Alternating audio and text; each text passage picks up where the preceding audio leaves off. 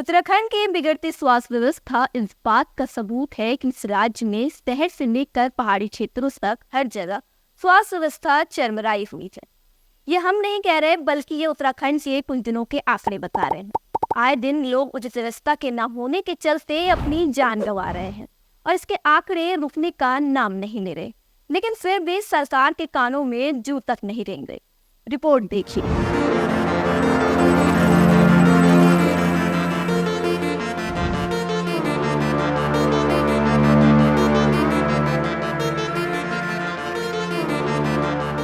क्यों आखिर अब तक पहाड़ों तक नहीं पहुंची सड़क?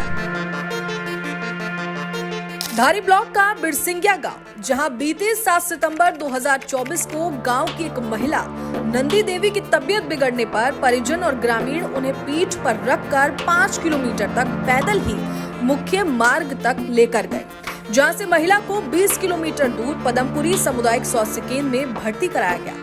हालांकि वहां के ग्रामीणों का कहना है कि वो प्रशासन को कितनी बार सड़क बनाने के लिए कह चुके हैं, लेकिन अभी तक इसकी कोई सुनवाई नहीं हुई। इसी कारण लोग पलायन करने के लिए भी मजबूर हो गए हैं। दरअसल सरकार प्रदेश के हर गांव तक सड़क पहुंचाने का दावा तो कर रही है, लेकिन वो दावे अभी तक पूरे नहीं हो सके हैं। यही कारण है कि दूर दराज गांव में सड़क ना होने के चलते बीमार मरीजों को ग्रामीण कई किलोमीटर तक कुर्सी, चारपाई और पीठ पर लादकर मुख्य मार्ग तक लाने को मजबूर हैं।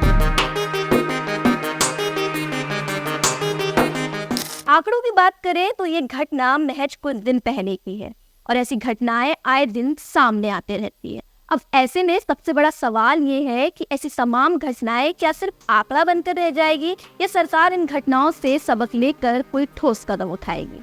ये सवाल इसलिए उठ रहे हैं क्योंकि हर चुनाव में नेता अपने मैनिफेस्टो में बड़े बड़े वादे करते हैं, लेकिन धरातल पर आज भी हालात बिल्कुल पहले जैसे हैं। चुनाव के बाद नेता के वादे तो दूर, बल्कि जनता को नेता के दर्शन तक नहीं होते।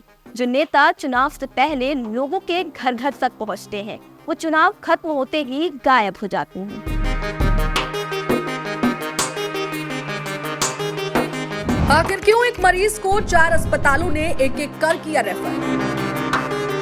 ये घटना है पौड़ी गढ़वाल के एक गांव की, जहां 22 मई 2024 को अमित नाम के एक लड़के की रात को अचानक तबीयत बिगड़ गई। दरअसल अमित के एक हाथ और एक पांव ने अचानक काम करना बंद कर दिया, जिसके बाद गांव के लोगों की मदद से अमित को चारपाई पर रखकर 2 किलोमीटर की चढ़ाई चढ़कर सड़क पर लाया गया और यहां से 108 की मदद से उसे उपचार के लिए प्राथमिक स्वास्थ्य केंद्र धुमाकोट ले गए। लेकिन वहां पहुंचकर पता चला कि 2 महीने से अस्पताल में डॉक्टर ही नहीं है, जिसके बाद परिजन उसे सामुदायिक स्वास्थ्य केंद्र नैनी डांडा ले गए। यहाँ डॉक्टर तो मिले, लेकिन प्राथमिक इलाज के बाद डॉक्टर ने अमित को CHC रामनगर रेफर कर दिया, जिसके बाद परिजन उसे रामनगर लेकर पहुंचे, जहां सिटी स्कैन करने के बाद डॉक्टरों ने मरीज को न्यूरो सर्जन से जांच कराने के लिए मेडिकल कॉलेज हल्द्वानी रेफर कर दिया। जैसे तैसे परिजन उसे हल्द्वानी लेकर पहुंचे, वहां भी डॉक्टरों ने न्यूरो फिजिशियन नहीं होने की बात कहकर उसे दिल्ली रेफर कर दिया, लेकिन दिल्ली ले जाते समय अमित ने आधे रास्ते में ही दम तोड़ दिया। हालांकि अमित के भाई का आरोप है कि पहाड़ में लाचार स्वास्थ्य सेवा के चलते उसने अपने भाई को खो दिया। साथ ही ये भी आरोप लगाया कि पहाड़ के गांव में ग्रामीणों को भगवान के भरोसे छोड़ा गया है और ये घटना इसका बहुत बड़ा सबूत है। वहीं बात करें रेफर करने की वजह की, तो कई डॉक्टर नहीं थे तो कहीं इलाज की सुविधा नहीं थी। ऐसे में नाराज परिजनों ने जिम्मेदार लोगों पर सख्त कार्रवाई करने की मांग की है।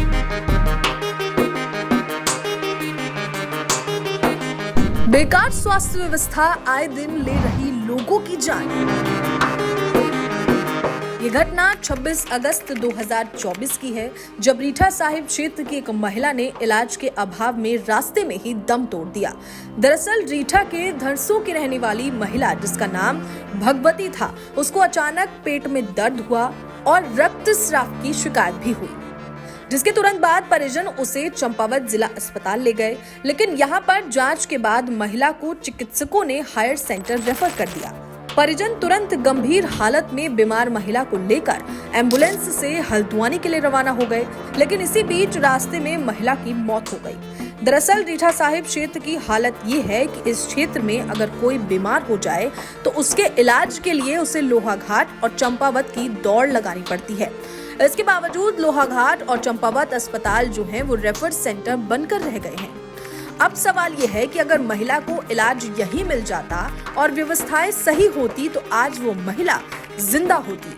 वहीं मृतक महिला के बेटे और भतीजे का भी यही आरोप है कि बुरी व्यवस्था के कारण उसकी मां की जान चली गई। हालांकि चंपावत अस्पताल के डॉक्टर पीएमएस डॉक्टर पीएस खोलिया ने अस्पताल में उचित मशीन के उपलब्ध न होने से महिला को रेफर करने का कारण बताया।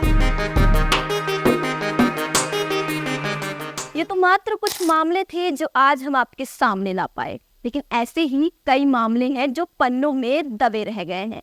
ऐसे में सरकार के ऊपर कई सवाल खड़े होते हैं, क्योंकि जनता चुनाव में इस विश्वास के साथ मतदान करती है कि जो भी चुनाव जीते वो उनके हित में काम करे, उनकी समस्याओं को सुने और समझे। लेकिन हर बार चुनाव के बाद जनता लाचार नजर आती है, इसलिए धीरे धीरे अब जनता का चुनाव से विश्वास उठ गया है। और इस बात का जीता जागता प्रमाण है चुनाव के घटते मतदान संख्या।